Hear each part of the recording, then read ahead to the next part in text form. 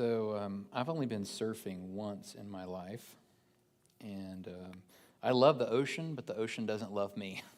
And so I wasn't spit out of the mouth of a fish, but I did feel like the ocean was rejecting me many times as I fell and tried to get up on the board.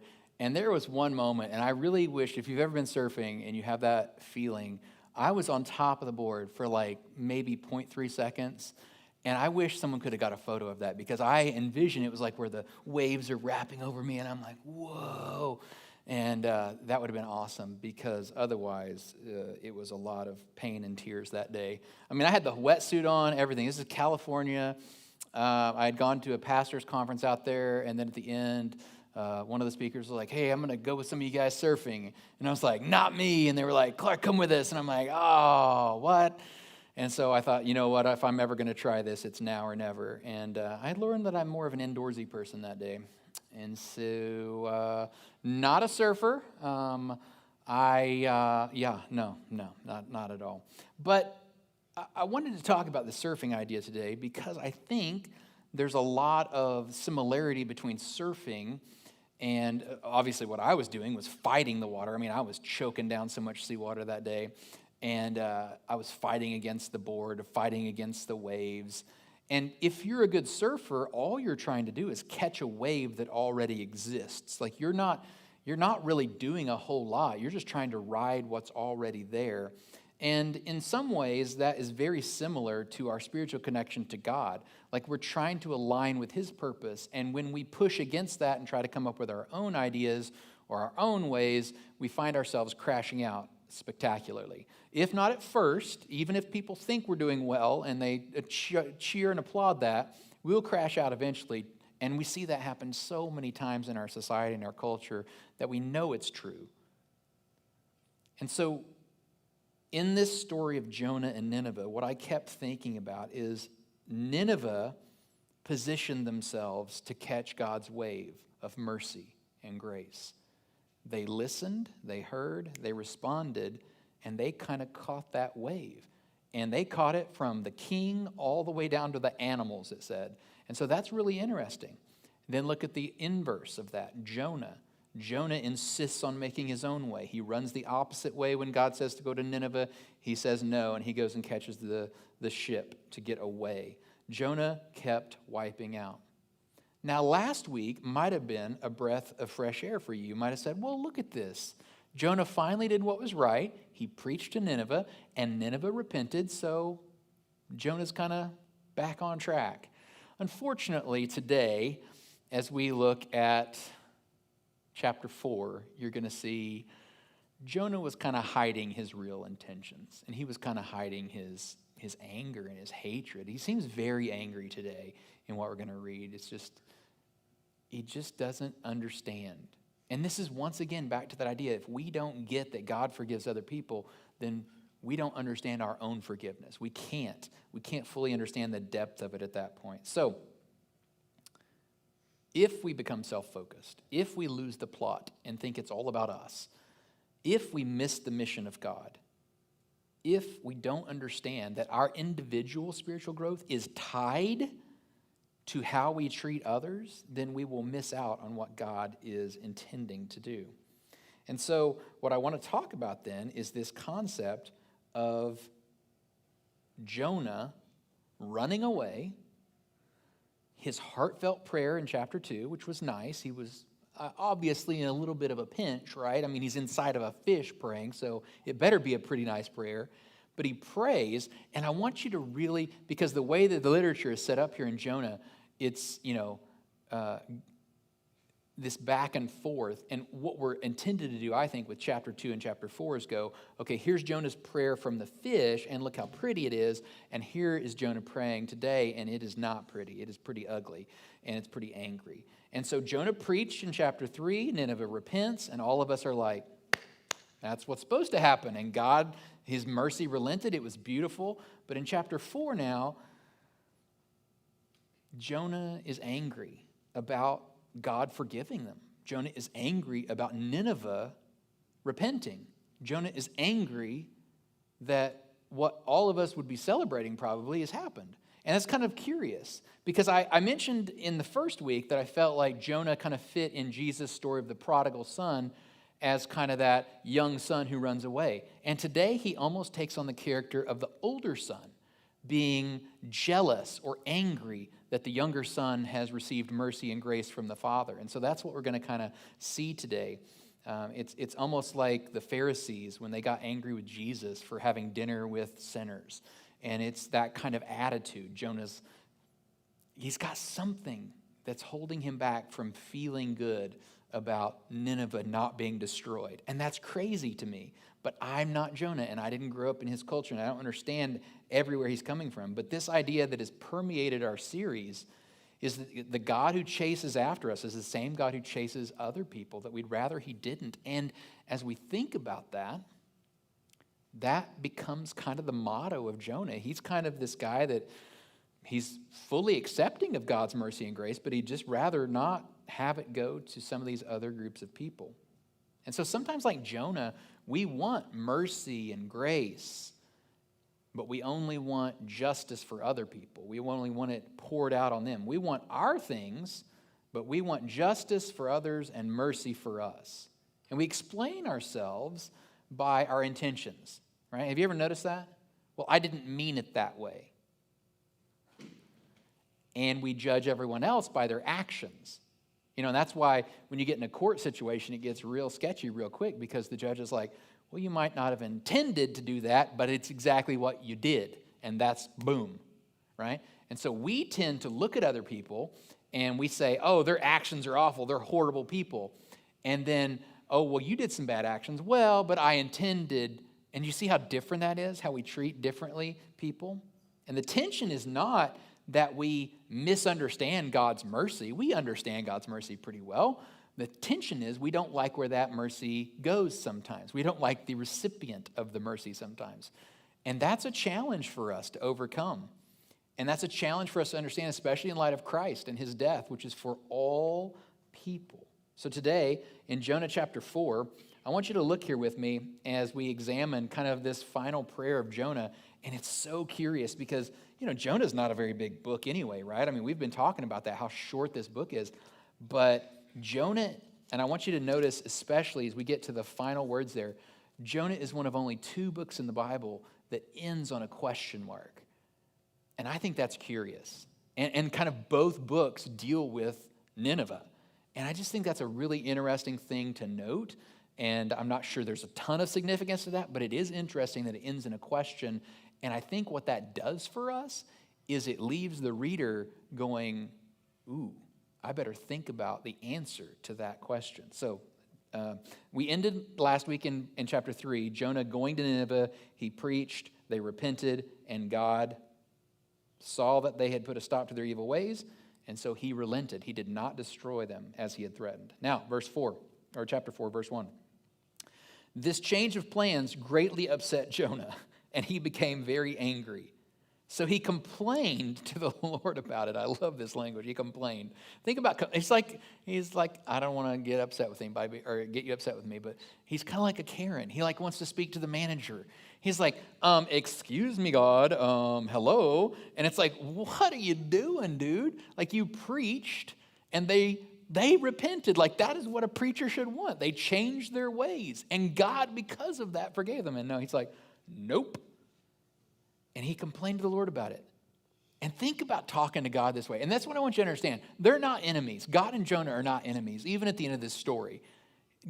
God does everything here in chapter 4. Notice what God's actions are in chapter 4. God does everything to help bring Jonah back. He wants Jonah to understand his actions. But Jonah, think about talking to God like this.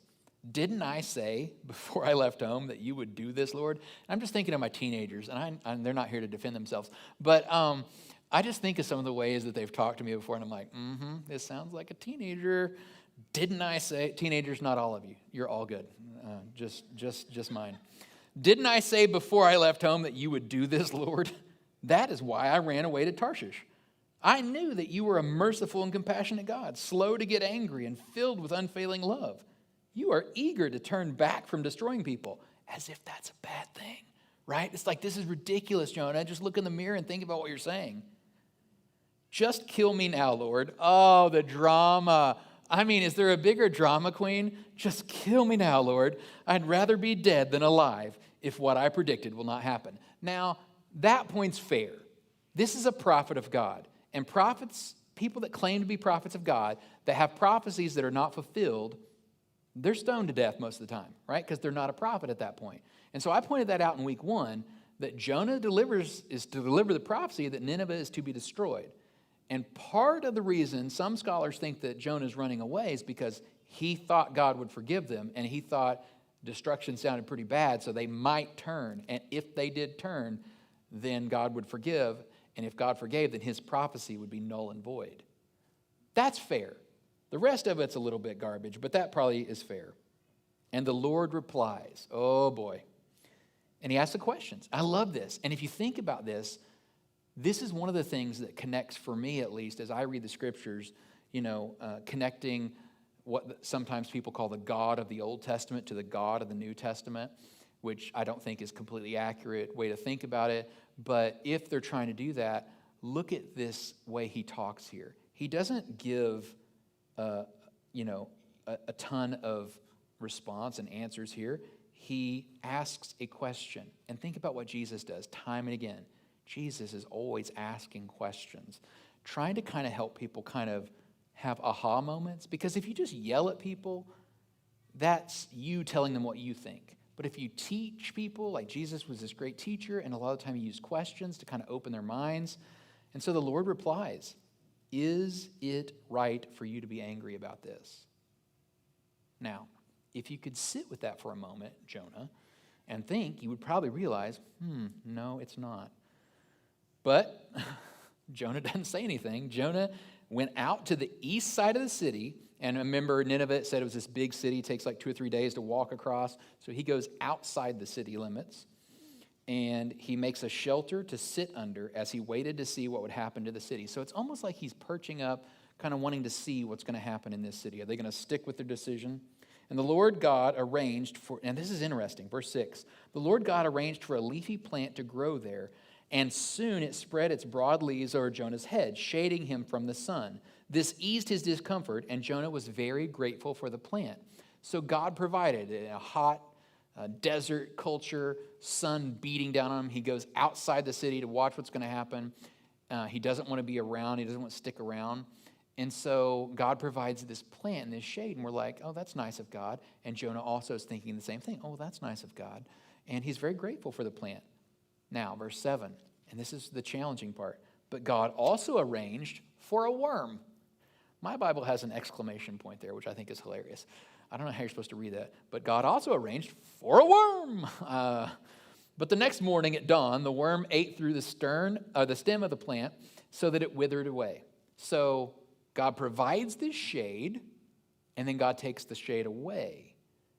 And as soon as the sun grew hot, God arranged for a scorching east wind to blow on Jonah. So Oklahomans, we know this feeling. Not just the terrible heat, but the wind. And what do we say that feels like? Hairdryer, right? You feel like you're walking outside into a hairdryer so many times. And that's what happens to Jonah. And the sun is hot.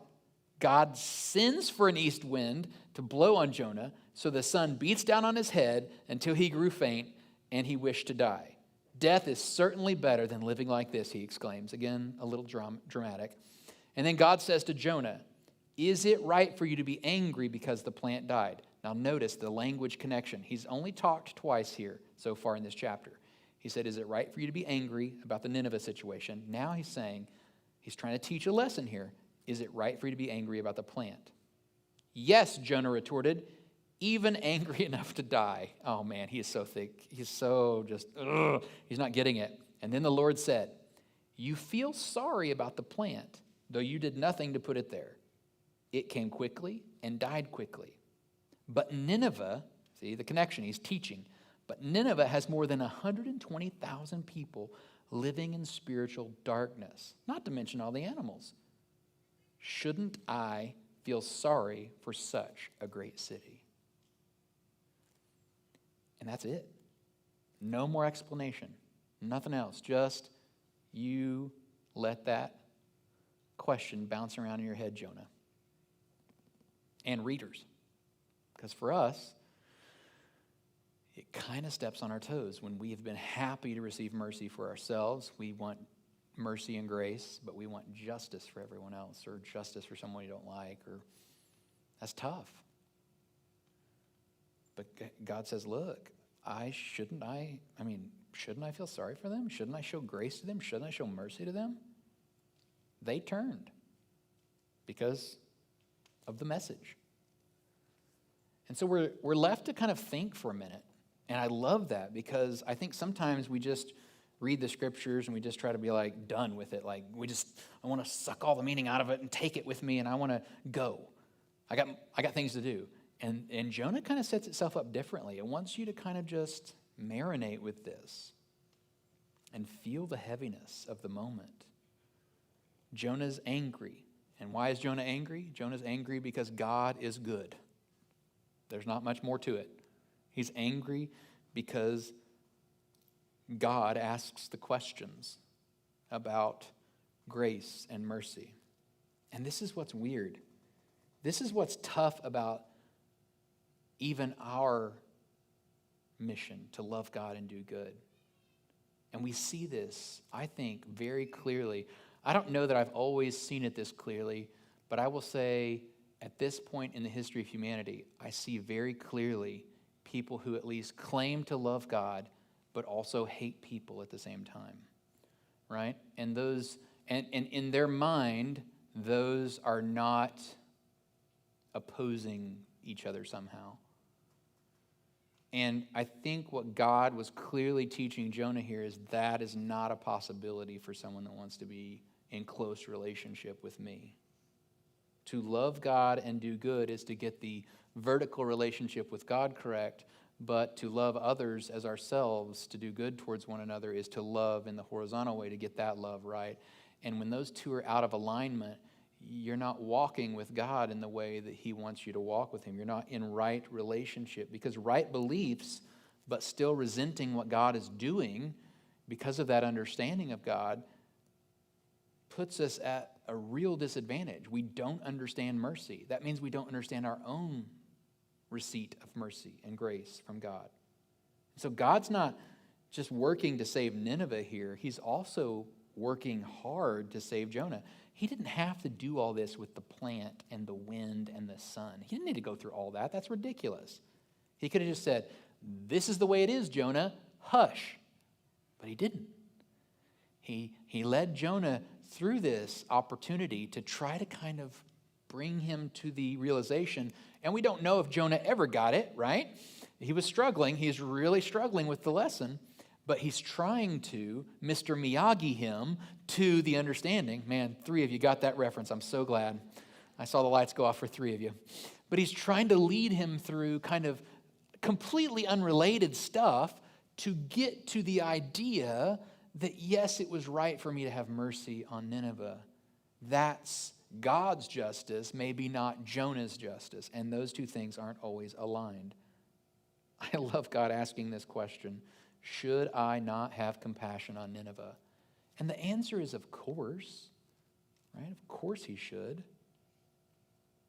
And this is the interesting thing. Jonah is very sad about the plant going away because it impacted him personally. But he is very angry about Nineveh receiving any sort of mercy and grace. And that just, to an outsider, to a reader, at least to me, I read that and I'm like, oh, Jonah, come on. But again, have I felt that way sometimes about other people? Yeah. And it's very humbling to have that realization that I'm not better than Jonah, and I've done the same thing to my own Nineveh. And I've refused to take the good news sometimes. I refuse to talk to someone sometimes. I refuse to pray for someone sometimes. And that's very, very confrontational. Jonah's anger here, though, is shown to be similar to that feeling. It's very self-centered. And we learn about the depth of God's compassion, and we learn about mercy and justice through this story. We learn about just how good God is. I love what Dr. Keller said. He said, The lack of mercy in Jonah's attitude and actions towards others reveals that he was a stranger in his heart to the saving mercy and grace of God. He just didn't get it. He didn't fully understand what God was doing in his actions here. In the New Testament, one of my favorite books in the New Testament is the book of James. That's the half-brother of Jesus. And he very much is about a pragmatic faith. And, he's the one that says faith without works is dead, right? And so in one part, in James chapter 2, verse 13, he says, there will be no mercy for those who have not shown mercy to others. And I think sometimes we mistake that and we think, oh, we have to do the work of mercy or we won't get mercy from God. And I don't really think that's what James is teaching there, because James obviously is a pretty close follower of Jesus and would have listened to Jesus' teachings on this. I believe what he's actually teaching is you have not been a recipient of mercy in the way that God gives it if you can't give mercy to others. It's almost like when Jesus says, wherever your treasure is, there your heart is also. It's like, what comes first, what goes last? Where your heart is, there's your treasure. Like those things are connected so closely that it's like one author said, the heartstrings and the purse strings are tied together. And so it's this concept of, you can't be a person that doesn't want mercy for other people and have really received the mercy of God. Because when you receive the mercy of God and you really comprehend and understand how good God's mercy is towards you, you will understand how that's for everyone. It's like getting a humble enough understanding of who I am, that I wasn't deserving of God's mercy. I wasn't, I didn't have any way to demand that he give it. But instead, I understand mercy through the lens of how I receive it. And so if I don't give mercy to someone else, I don't want God to have mercy on someone else, all of a sudden, it just says my definitions are messed up. I don't fully understand that. So how can we realign? And that's what I want to give you today as we close, kind of how to realign. I think the first thing we do is move closer. The Ninevites were separated from God, and the biggest barrier for them to be redeemed is not God. God was not saying they couldn't have it. The biggest barrier was Jonah's sin, Jonah's unwillingness to go to them and to share this message. And scholars have argued that he might have been self-centered. Others have said he was racist or a nationalist, and he held a grudge against these people. And so there's a lot of different kind of competing ideas, and they probably all flow together. It's probably a little bit of everything, right? Just as everybody is complex. But he just did not want God's mercy and grace to go to those people. And all of it leads back to that idea. God was ready, and Jonah was not. And so where do we find ourselves in that story? So God's mercy is already flowing. It's like a wave. And if we want to catch that and be a part of his work here, unlike Jonah, who moves himself out of the city and goes far away, we need to walk across the room to the people who need God's mercy, or across the street, or across the classroom students. We need to be willing to move closer into those spaces where we may not feel welcome, where we may feel nervous, where we may feel a little anxiety, but we know that the folks are there that need God's grace and mercy. It may be a coworker, it may be a family member, it may be a neighbor, it may be a classmate. Moving into that space and not running the other way, but being alert, being open, being prayerful about who's hurting, who needs mercy, who needs grace, and how can I be a part of catching what God is already doing and God is already willing to do. God's got the ocean going in the right direction. The waves are coming in. How can I catch that and be a part of that? Well, I can't be sitting on the shore. I can't be sitting safe back in the house. I have to move closer to who needs God's grace and where that's at. The second thing, after I have moved, is to actually take action. And this is, Jonah could have gone to Nineveh and just kind of, I'm here. Mumbled to himself, God says you're about to be destroyed. No, when he finally got it because of the great fish, he started yelling it out, right? He didn't even wait till he was in the city center. He just started screaming it out. And so Jonah needed to speak. So what would it look like for this week? you to take a one small step to move closer and to speak. Not to have a 5-year plan, not to, put this off, I'll wait till whatever date is coming up, whatever magical date, but what would it look like for you to take action, to be part of the good news, to ride that wave, to surf, to truly join God's good, necessary movement to pour out his mercy on people, for you to take action, to pray for them, to communicate God's love to them, to show grace to them, and to be willing to share the reason why you take that action. Now, this is difficult, and you likely are having alarm bells going off just like Jonah did. And my pastor asked me to talk to someone this week about Jesus, to pray for them. How can I meet your need? How can I get God's mercy to this person? And you're thinking, I'm going to get on that ship with the sailors and I'm going the other direction. Thank you very much. Right? And that's the natural inclination. And the thing is for us, sometimes it's not even that we have something like Jonah built up in us. I'm not going to do that. It's just the nervousness of what would that look like? Because I haven't done that in so long. Or maybe I've never done that. And that's why I want to challenge you to live that out and to be part of what God wants to do. Because it's not dependent on you. God's already doing the big, heavy lifting here. It's just you taking a moment to show mercy, to pray, to communicate his love to them. And the third thing is to be generous with your time, your presence, your generosity, because your generosity shapes and changes stories. And it takes sacrifice. To do this will take sacrifice. There's no way around that. It will take some of your time out of your calendar. It will take some of your talent maybe. It will take your physical presence. That is the way it's always worked. That's the way it always will work, is that God creates opportunities for us and opens doors for us and gives us a chance to join in his mission.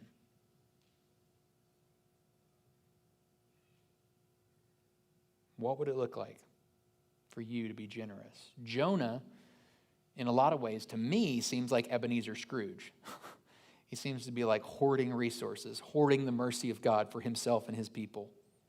Well, what would it look like for you to be more like the Cratchits and to instead give that away, to make sure more people are receiving God's love and mercy and grace and knowing about him?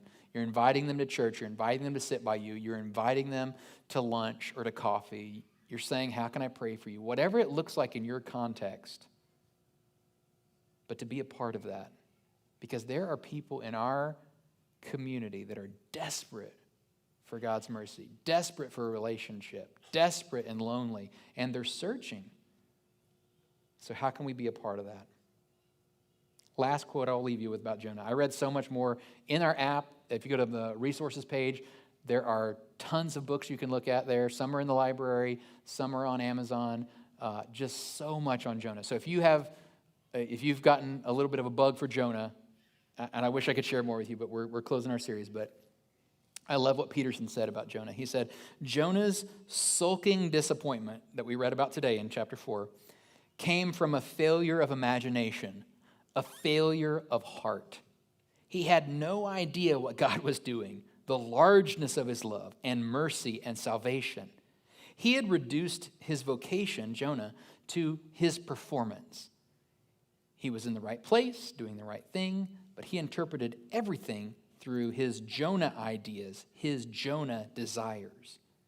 And that's the thing that we have to catch, is the wave is much bigger than we could ever create on our own. This is not a wave machine. This is not a water park. This is God. He's creating something so much bigger than we can comprehend, but we can catch that wave. We can be a part of what he is doing. And so when we forget that Jesus died for everyone, that God wants 100% of the people on this earth in his kingdom, and he has created messengers to invite them to the kingdom, us, then we miss out on that. And I don't want us to miss out on that. So that's my hope for you, is that we would pray that God would let us be a part of that, and that we would continue to look for opportunities, for time, for opportunity. Jonah ends here.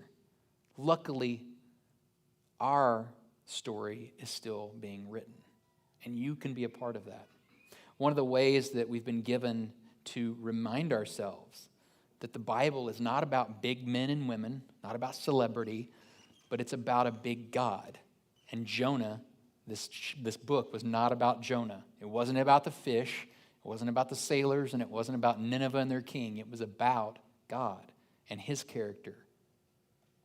You can choose to worship a big God, or you can choose to worship others or a big you. That's your choice.